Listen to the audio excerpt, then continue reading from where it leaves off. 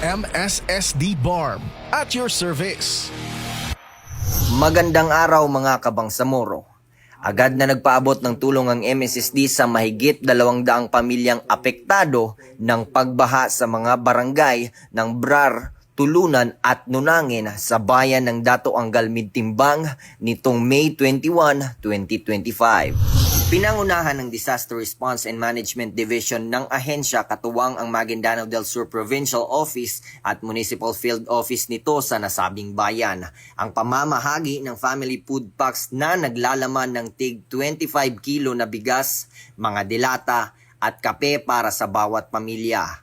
Nagbigay rin ang MSSD ng non-food items tulad ng sleeping kits, hygiene kits at cooking kits. Bilang karagdagang suporta, nagsagawa rin ang MSSD ng Emergency Feeding Initiative kung saan tinatayang 1,000 individual ang nabigyan ng hot meals. Ang mabilis na pagtugon ay naging posible sa pakikipagtulungan ng MSSD sa mga lokal na pamahalaan ng munisipyo at mga barangay, kasama ang community volunteers. Samantala, patuloy pa rin ang isinasagawang flood validation at monitoring ng MSSD sa 13 pang bayan ng Maguindanao del Sur mula pa noong May 15, bungsod sa walang tigil na pag-ulan at pagtaas ng baha. Batay sa datos mula sa mga field workers ng MSSD, tinatayang nasa 45,778 na kabahayan ang naapektuhan sa buong lalawigan. Dahil dito nagdeklara na ng state of calamity ang provincial government noong May 19.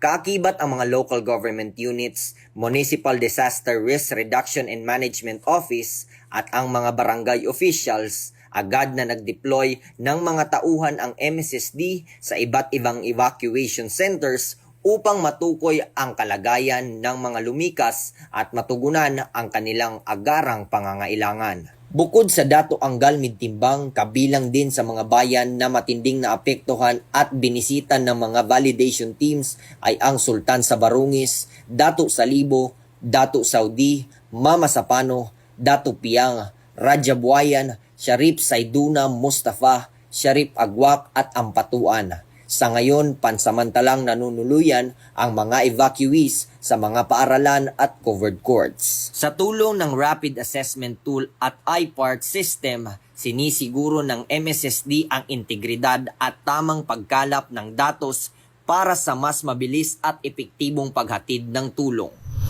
At yan ang ating update mula sa Maguindanao del Sur. Sa ngalan ng MSSD Regional Communication Team, ako po si Jeros Platon ng Bangsamoro Muna, MSSD at your service.